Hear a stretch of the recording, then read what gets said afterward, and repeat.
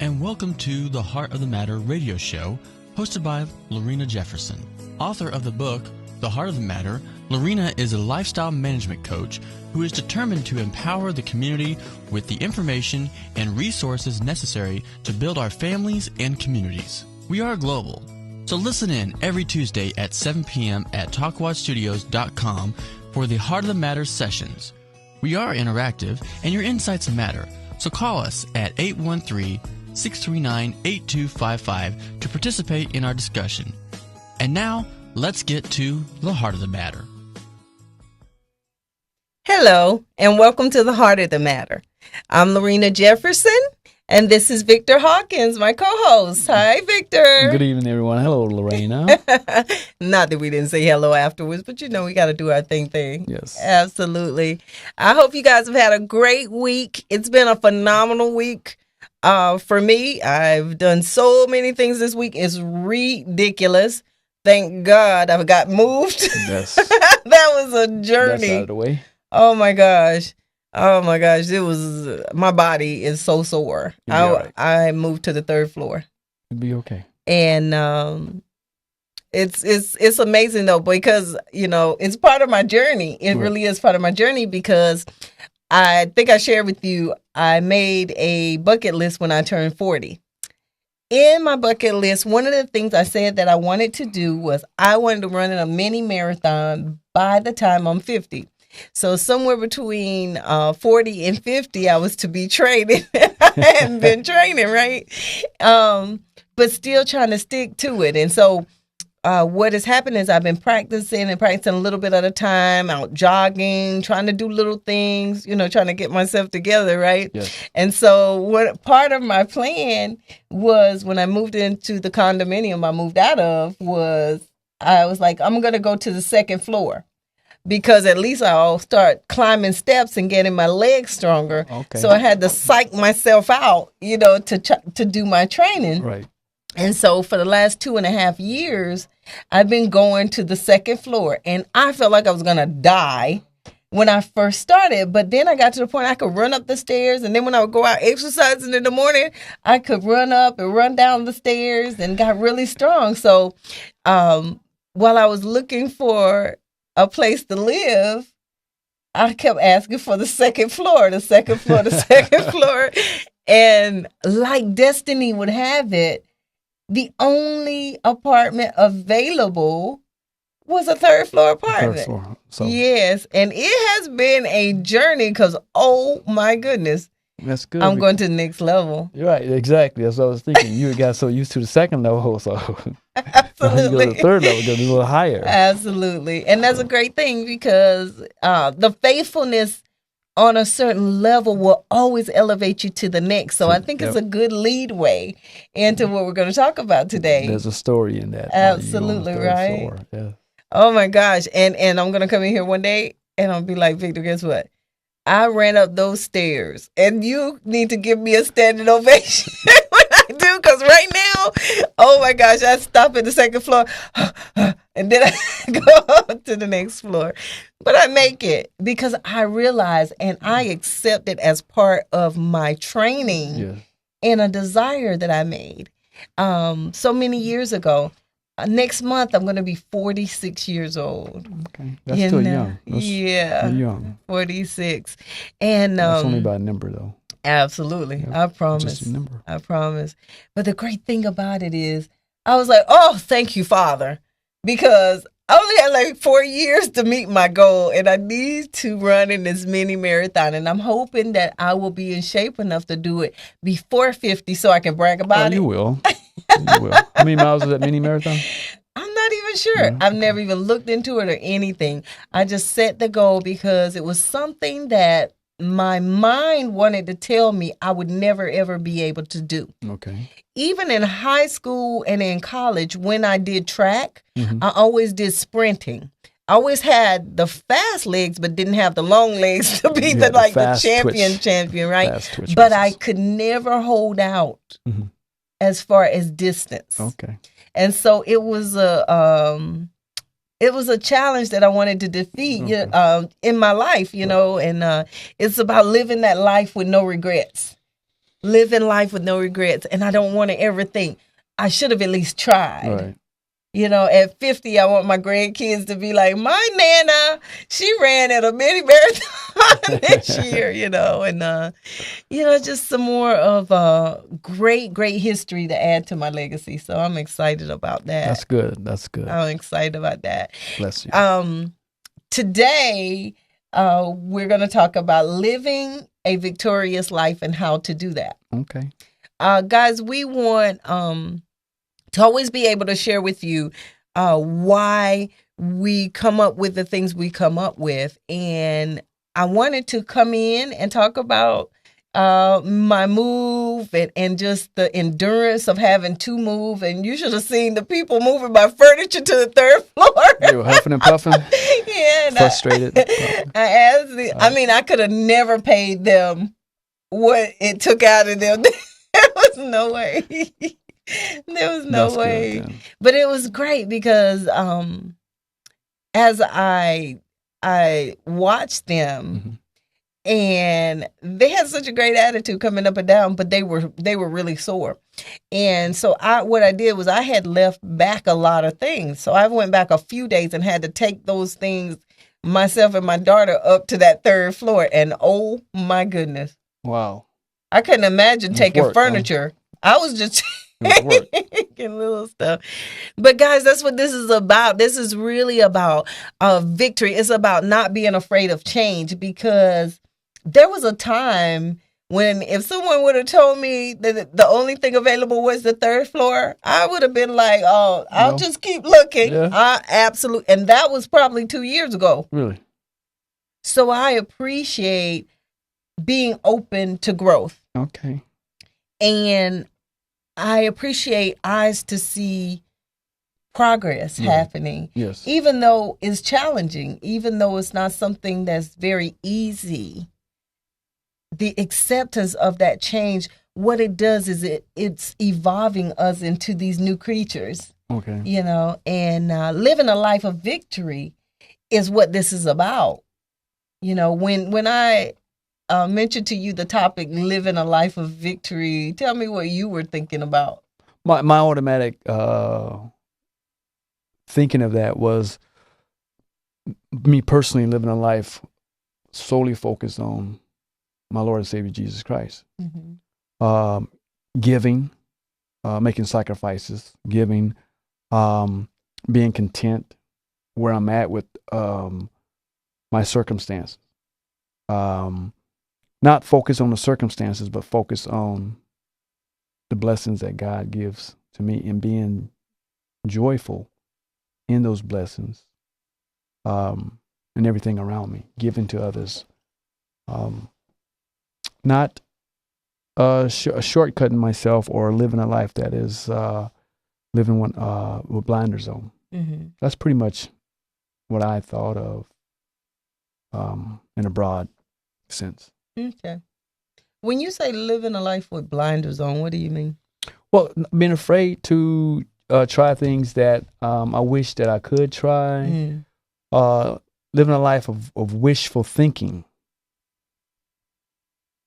Not living a wishful thinking life, but living a life of knowing that God has my back. I can do all things through Christ who strengthens me. Not being afraid. That to me is living a life of victory. But when you live in fear, or wishing I can do this, or wishing I can do that, or blaming your circumstances on why you didn't do this or didn't do that, that's in my opinion, that's like living with your blinders on, or afraid, living in fear. Absolutely. And I know exactly what you're talking about. That's the root of how we're going to be able to live in victory. Is true, because having the first thing we were going to talk about is really having a faith that is distinct. One of the things that happens with a lot of people, and it was with me too, was I had information. I had a lot of intellect. I had learned a lot about the word. I had learned a lot about the behaviors, quote, of a good person. Right. That programming again, that we will always talk about the programming, Right. because a lot of the adoptions of truth that we receive from people, and they receive them from people, and they receive them from Right. people. Passed down generation That's after right. generation after generation. So good information can be passed down, but also bad information can be passed down. Ideals can be passed down, but things that really aren't valid can be passed down too. And so what we do is we end up all over the place, like flipsy flopsy everywhere, and depending on the circumstance, that's what we believe in. And then we go over here and we believe in something else. And because I didn't believe in me, it was easy for me to go into situations and just adapt to them, because really it came back to me. And that's the basis of what we're talking about today, because like you said, believing in God, what happens is when you truly, truly believe, then you believe what is said. When you believe what it says, then you adopt that as your truth. Well, then when you adopt your truth, you live by those guidelines. Okay. Every human being has a set of guidelines. No matter what they say that they do or they don't do, they have a set of guidelines. And when I was teaching the parenting classes, I used to tell parents that, I want to be his friend. Well, I try not to give him rules. I want him to find out for himself. He's going to adopt somebody's guidelines. So you can give him guidelines, or he's going to go in the world and adopt theirs. But people are created to have guidelines. That's where their security comes from. They need boundaries. That's when they feel secure in knowing who they are. That identity theft that we talked about, that's what ends up happening with either bad information or too much freedom, because the truth of the matter is you can have liberty, but there are choices that have consequences that you don't want. Right. There are choices that have consequences that you do want. Yes. It is 100% up to you to make those choices. But understanding that at the moment you make those choices, you've already chosen the consequence that comes with it. And so that's why we can't leave children just free like that. Not that you're going to bound them up, but you have to give them some guidelines, but help them to understand that at the moment that they're ready and mature enough, they'll be able to decipher between the things they want to choose as their truth and not choose. But you can't leave them just free willy-nilly, because as soon as they start hanging with Jimbo over there, or start playing outside with Dwight, and you think Dwight's a good kid and Dwight's really not a good kid, but you told him he was your baby, he was free to do whatever he wanted to. When Dwight wanted to go start breaking into cars, when Dwight wanted to lie, yes. And so living in victory, believe it or not, is having a distinct belief. Okay. And that's the first step, because that's the seed of your tree that you're going to produce. The tree is your victory. The fruit on the tree are the experiences that you're going to be able to have by planting a good and fertile tree. But your first seed has to be having a distinct belief system. We're not saying what your distinct belief system needs to be, but you have to decide if that belief system that you have is producing the fruit that you want in your life. Okay. It makes sense? That makes a lot of sense. And you start with that distinct belief. And what you were talking about earlier was going up the first, second stairs, third stairs. You're growing. Absolutely. You're growing, and from one level to the other level, and you're producing fruit through your experiences. Absolutely. And some of that fruit can be rotten. That's right. That's right. Depending on how you're fertilizing it. That's right. Right, exactly. And your fertilization is your choices. Yes. So that's what a victorious life is, because when you have a distinct belief, you have security. Okay. When you have security, your identity is in place.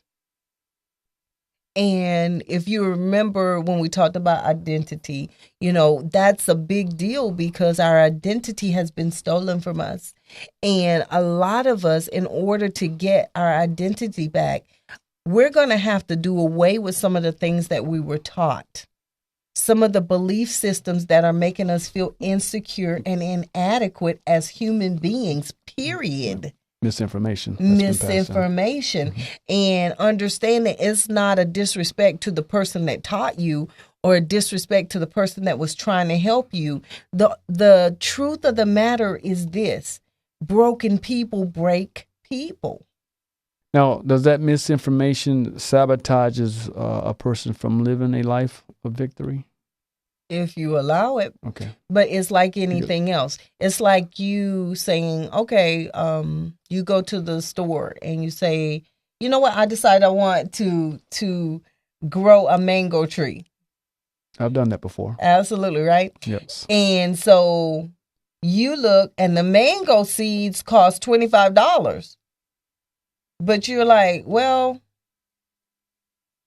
I'm going to buy these apple seeds, and then I'm going to pray over them and try and tell God to make them into mangoes.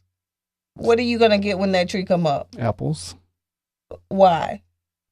Well, because you have apple seeds. That's right. Can you plant apple seeds? So that's the answer to your You're question. Harvesting apple seeds. Can a person take that kind of information and have victory?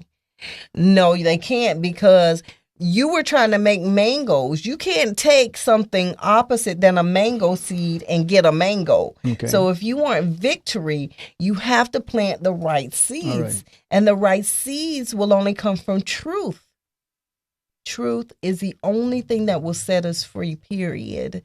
And so sometimes that truth is painful because it will undo certain parts of our lives. It'll undo certain behaviors that we've had because of what we did believe. It'll undo relationships because everybody's not going to like the fact that you over here trying to make mangoes. You understand? Right. So it's that type of thing. Okay. That makes sense? It makes a great deal of sense. I was going to ask you that earlier about the information that we receive, misinformation and so forth. If the misinformation can be positive in a way to help us live a life of victory, or if it would just sabotage our life. And so as we know that the misinformation, it was sabotage, because you're planting misinformation, and you're growing misinformation. That's it. So for misinformation, only misinformation can be birthed. Right. You have to decipher through that and get rid of the misinformation. Absolutely. It can come in, but you don't have to plant it. Absolutely. You can just bypass it or what have you. So that's huge. That's huge. So how do we get rid of, we want to always give them tools. When you analyze that and break it down the way you just described it, how do you think we should get rid of that misinformation? How do we determine what is misinformation? Let's go there first. How do we determine that? Well, I use my own experience. If, I've received information, thought it was the best information, and it turned out something not good happens. Absolutely. Consequences. And then I try the information again, and something not good happens.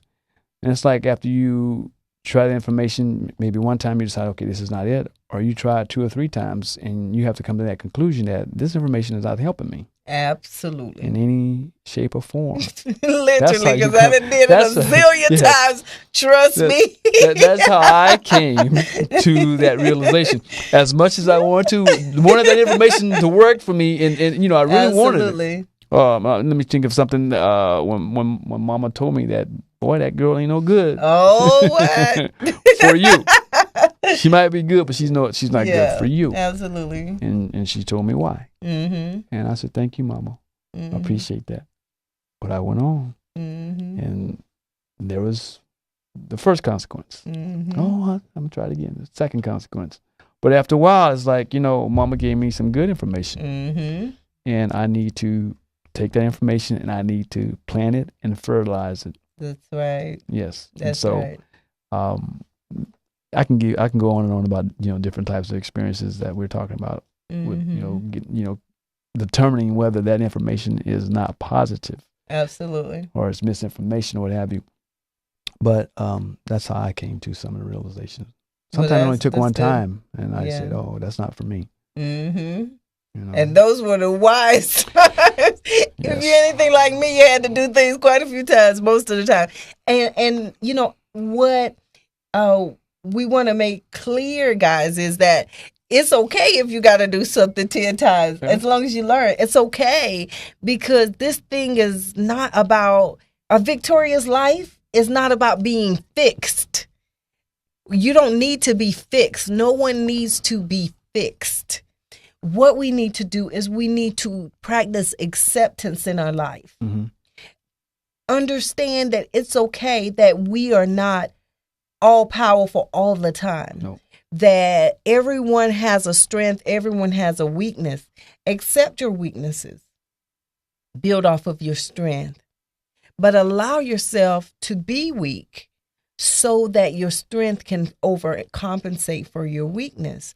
But this is the thing, Victor, because, your point is so absolutely strong, because it's simply about accepting the fact, wait a minute, let me wake up. Mm-hmm. We're back to the matrix, Right. We're back to the matrix, because a lot of times I know that what I did, how I did, when I did, I was halfway asleep on that. I was halfway asleep. I was just trying to feel. And we're going to get to that feeling thing, because I just needed to feel. I wanted to feel accepted. I needed to feel wanted. I needed to feel like somebody cared about me. I needed to feel like I belonged to a group. I needed to feel smart. And so what happened was, I could do that in my sleep, because remember, I was reared Right. to be, a chameleon.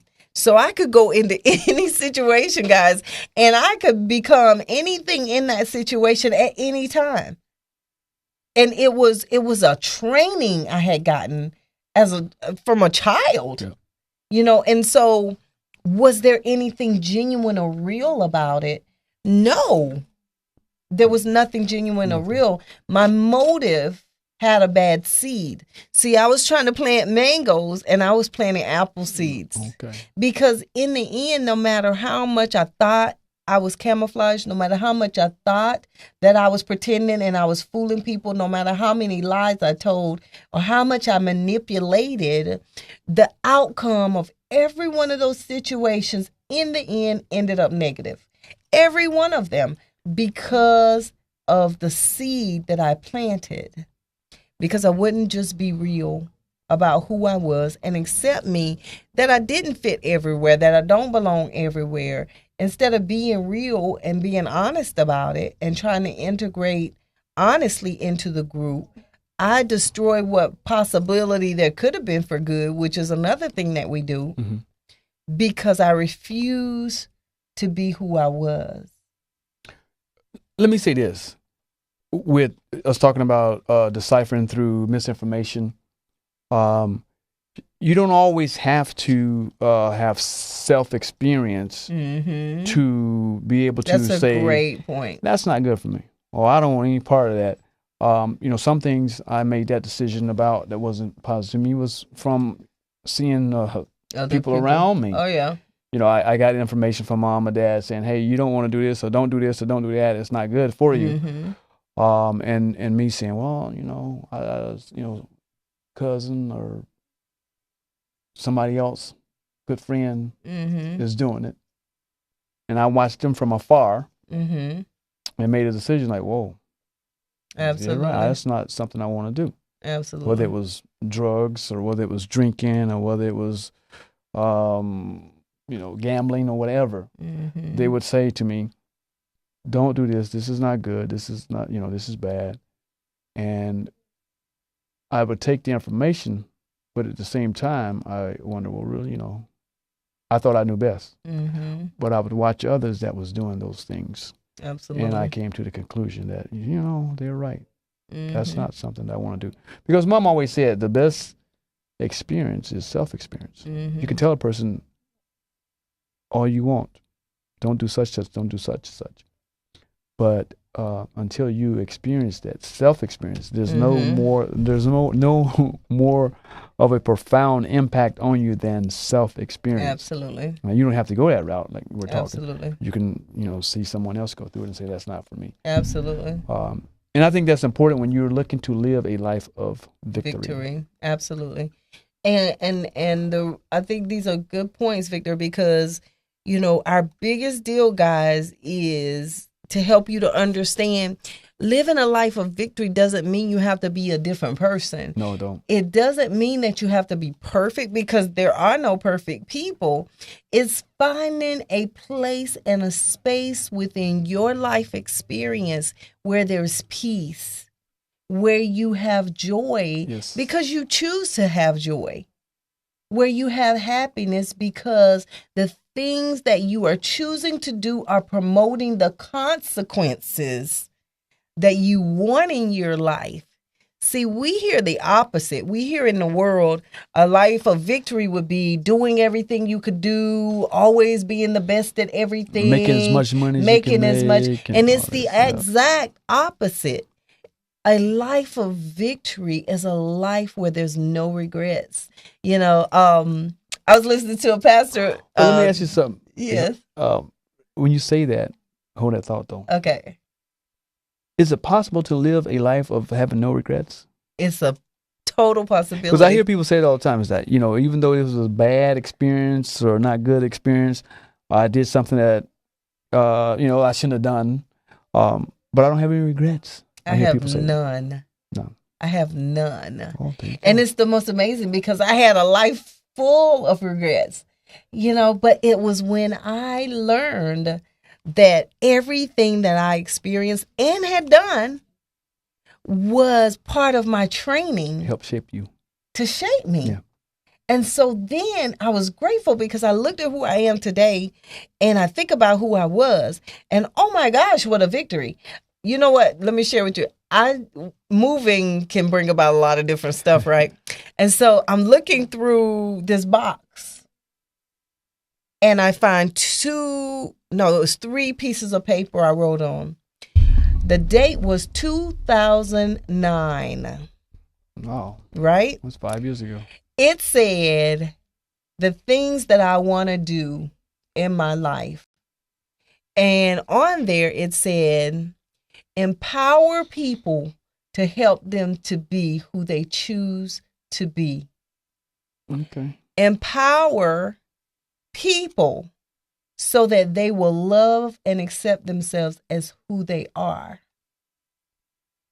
And the other one was live a life of no regrets. Awesome.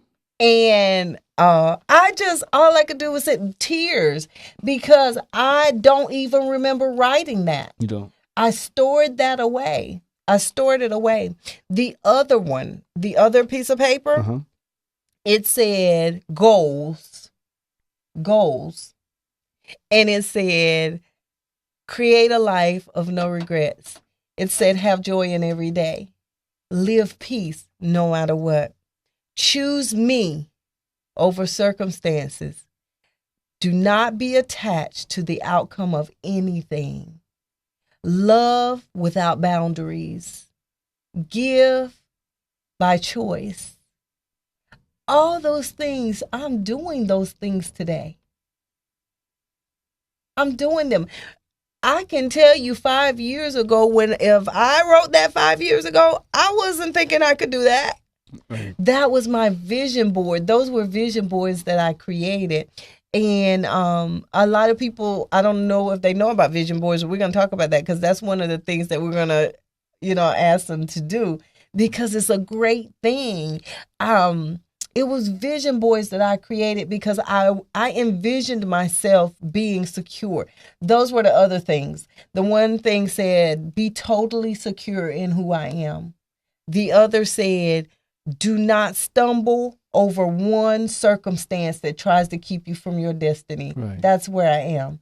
It was so absolutely amazing. Those are all keys to living a life of victory, though, because I think for if not all of us, so many of us, what hold us back sometimes and cause us so much stress and discomfort is having regret. It's either something we did that we regretted, or something we said that we regretted, or something we wish we had done years ago that we regretted, or something. And I think that when we get into a place where we say, this happened and that happened and this happened and that happened, but it helped me become who I am today, or it was a learning experience. Absolutely. Even though it may have been unpleasant at the time, it was so unpleasant, but it was such a learning experience. That's right. And I've had some of them. We've talked about some of the things I've gone through, and I try to always focus on the fact that it is a teaching experience, or something that is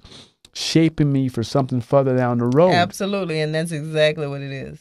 And when I look at it, I just love it, because I say that God has His plan for me. Yeah. Or there's something down the road that He's preparing me for, or this and that. And when I get there, I go, that was it. But I'm not done. I still got to keep keep moving forward. But it's just amazing how we go through things, and if we look at them as something that is preparing me, is shaping me to become this, to become that, or whether it be weeding people out of our lives that we need to weed out of our lives, and bringing in people that is positive. That's just a part of living a life of victory. That's right. That's right.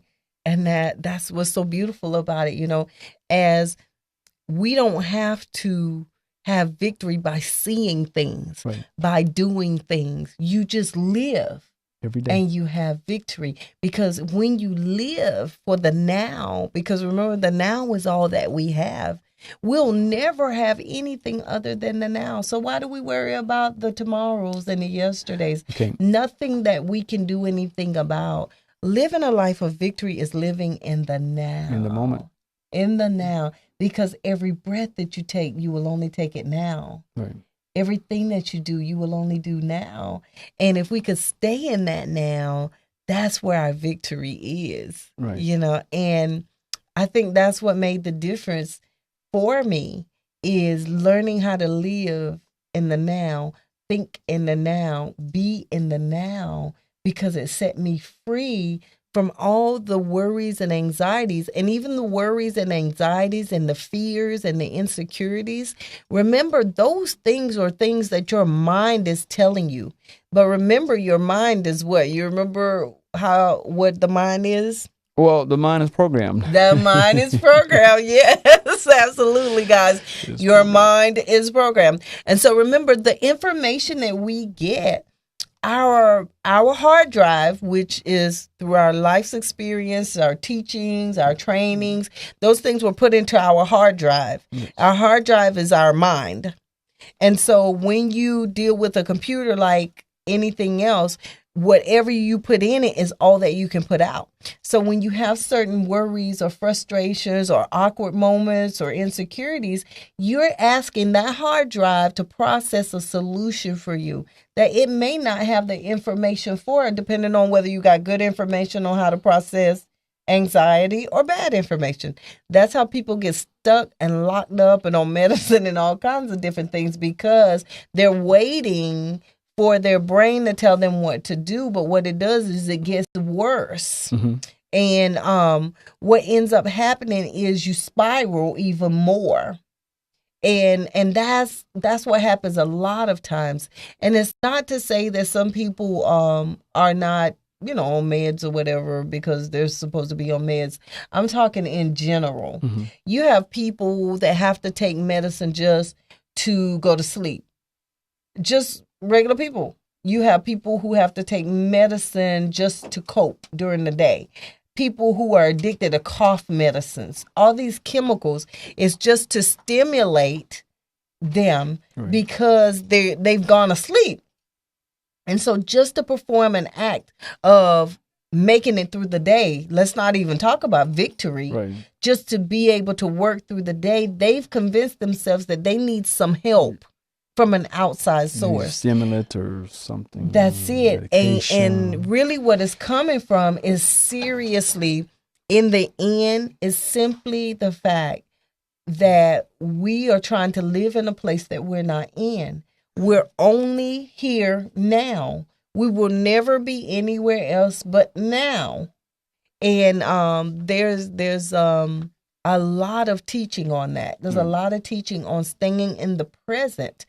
But, it's modern day teaching. There's a lot of different books that you could buy. But God told us to stay in the present for the first day. For the first day. All right. Yes. And so the word gives us the answer to everything. But there's a lot of information that we can tap into about staying in the now, because that's where your victory is. Because when you're in the now, you can see the outcomes of things and know that it's going to be okay, because right now you're not worried. You're just experiencing it. Right. You're just living. Right. And there's so much victory in that. And there's so much freedom in it, because you're not being bombarded by all this extra stuff that you've received up here. You were talking earlier about the information that we've received, our hard drive, the information that's been put in. Mm-hmm. And when you're confronted with a situation, you can only put out the information that's been put in there. Absolutely. Right? And it made me reflect on how we go through our everyday lives, and we cross paths with people, strangers, and so forth, and we don't know what is in that person's hard drive. Mm-hmm. You know what I mean? Absolutely. Sometimes we make the mistake of thinking that their hard drive has the same information that my hard drive has. That's the problem. And I had this situation where I was confronted a person, approached them that had wronged me. Mm-hmm. And this is my thinking is, I'm talking to them calm and respectful and so forth. And I'm thinking they're going to do the same thing in return. And they become argumentative and defensive and threatening and all that. And I'm thinking, like, why did that person go from 0 to 100 like that quick? And I thought, you know what? It's the information that is in their hard drive. Mm-hmm. The information that's been put in their hard drive is not the information that's been put in my hard drive. Absolutely. It's completely in contrast with one another. Absolutely. And we, all of us, make that mistake sometime of thinking that the person has the same information that we have. Yeah. And it's a very, very assumptive way of behaving, because it can cause a lot of problems that don't have to be, because that takes us back to effective communication. Yes. That's exactly it. But like you said, it's assuming that. And it's almost natural, because most of us do that. Yes. But what it does is, because we do that, we can make things go a way that it really didn't have to go, because of that assumption. And judgment is where assumptions come from. We look at people, we see them, yes. We assume that they're just, because they are different from us, or they look different, or their behaviors or their beliefs are different. We assume, well, what we do is good, so what they do must be bad. Where did we receive that from? We received that from our programming. We assume that what we're saying is right and what they're saying is wrong. Where do we get that from? Our programming. We assume that because they look a certain way and we're different, or their culture is different, or because they don't speak like us, that we must be the authority over them. Right. Where do we get that from? Our programming. And so it causes us to make rifts in relationships that could really be good relationships, or at least be stable relationships where they could be built off of. But it's like, and I know when I was young, they used to say, be careful not to burn bridges. Yeah. But today, people burn bridges without even a thought. They don't. Families and everything, everybody's reacting, because they're assuming and judging constantly. But remember, reacting is just you receiving the information and just running. But responding is you taking in that information, analyzing it, processing all that you need to process to bring out the consequence that you want from that situation. It doesn't have to be all the right information. It doesn't even have to be good information from that person. It could be because you took the time to analyze it and broke it down. You were able to see some things that may be able to benefit that person in the end because of what your ultimate goal should be. And in relationships, an ultimate goal should be peace. Right. It really should, in every relationship, no matter how distressed it is, no matter how concerning it is, no matter how different it is. I was sharing with you about a situation I had at the job. Yes. And how myself and this lady was very different. And then some things transpired that weren't accurate information, and I ended up having to have conversations with some other people. Right. And so when this person afterwards, I was trying to process the information, and I was trying to not say anything until I could really process and do something that was going to make the outcome of that relationship better, I thought. Right. This person caught me off guard while I was in the middle of that processing and started to react to me and scream. And so I immediately clicked and screamed back. And very unproductive situation. Right. And so what I had to do was, even after I had performed that way, even after I had put that bad information out there, and even after I had brought down the light that I was supposed to be carrying by bringing darkness. Remember, darkness is always something that is going to be negative. Right. Light is always bringing positive to something. So I had taken and brought darkness in by my behavior. I had taken and put darkness in that relationship, or that possibility for a positive relationship. And so after everything went down, the next day, I was so pressurized. I couldn't sleep, I couldn't eat or anything, because it's my desire, and it should be, in living a life of victory, I have to have peace. I have to have it. Right. I made up in my mind, I'm going to have peace. And so anything that disturbs my peace, whether it is according to something that I have done or someone else is trying to bring into my space, it has to be dealt with, period. Okay. And so I went back, called everybody who was witnessing that, and I apologized to that person, and let them know that I really, really was sincere by apologizing in front of everybody. Now, I didn't do that for a show. I did that because if I had done anything less, if I had just apologized to her and didn't have that group of people around, for my spirit and my distinct belief, remember I said we have to find a solid belief. Right. And my belief, everything has to be resolved. Peace has to be brought. Yes. And so for me, if I would have done it without the people who witnessed it, I still would have been disturbed. So I know better. Right. So I called everyone there just so that I could kill all the birds with one stone. It wasn't about anything else except me getting my peace back and finding my light back and getting rid of any negative energies that was in my space. The only way for me to stay in that realm of peace was to practice truth. Exactly. The only way to practice truth is to tell the truth. And, my thing was, I didn't apologize because I thought I was wrong. I told her I apologized because I offended her. Right. Remember, effective communication is about how that person takes that information, receives it, and did they receive it in the manner you meant for them to receive it in? It has nothing to do with what you intended or what. Now, I intended to say exactly what I said when I said it, how I said it Right. during that time, but I reacted, not responded.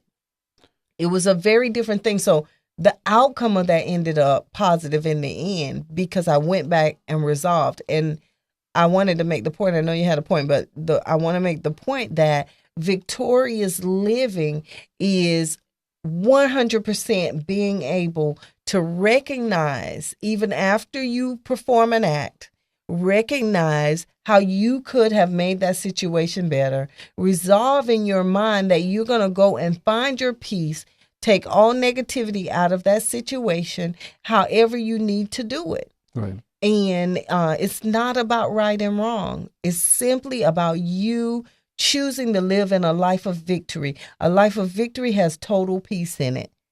Keep your peace at whatever cost. Now, I commend you on the way you handle that situation. I commend you on that.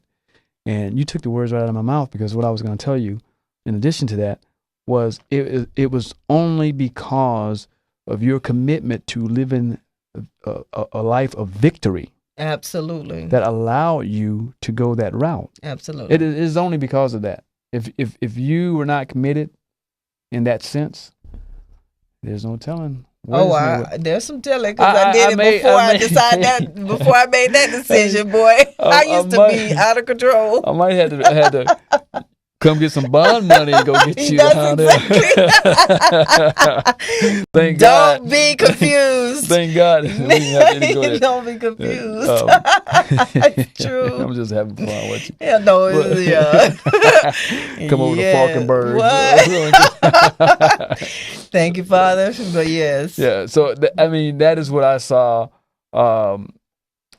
so clear, is that your commitment to living a victorious life allowed you to go that way. Absolutely. And it probably was just most definitely was a blessing for her. But the other person, but she may have learned something very beneficial to take away from that situation. Absolutely. The way that she witnessed you handling that situation, because you didn't come at her the way that she had probably anticipated, I had hoped. So absolutely. Again, I commend you. I commend you so much of that. I was so grateful. It wasn't even about any acclimates. It was about I was so grateful when that was over, because I was so distressed. I have gotten so used to having peace in my life. And it's the most amazing thing, because, guys, I want you to understand, we always come on because we want to share and we want to empower you guys, not with anything we have, but just with the freedom of information that as we grow and we're going through and we're developing, we want you to develop with us, and we want you to grow with us. And we want you to know that just like the situations that we share and life experiences that we share, you have the same ability within you. These things we're pulling out from outside, from inside of us out to deal with the outside. And that's what this whole thing is about. That's what getting to the heart of the matter is about. Yes. You guys, the keys that we've given you really are basics. They're, please acknowledge your behavior and the decisions that you're making. Are they decisions that's bringing you the consequences that you want in your life? Do they bring peace? Are they producing happiness? Are you having joy in the end? And that's the answer to it all. We want you to know that we come on here and we just willy-dilly. I'm telling you. I'm just sitting here thinking that we have never discussed how we plan B in case I have to do the show by myself. Because you're going to be perfect. So I'm glad you're here. Because you're going to be perfect. Because this is really just about life. It's just about us as we grow and sharing. It's like we're having family time every Tuesday at 7 p.m. And don't forget to call in, guys. Do not forget to call in. Victor and I could talk the whole time. You see that. We don't have an issue with it. We even talk when we go off air. We Absolutely. Continue to talk. They ran us out of the parking lot sometime. Turn the lights off. Absolutely. But we love you guys. And we want you to know that. And we want you to know that we're here because we want all of us to be able to grow together and grow in love, and not just love, but to be empowered to go to the next level. Thank you so much. Thank you for tuning in again for another session of The Heart of the Matter. Good night, everyone. Good night. God bless you. Have a great night.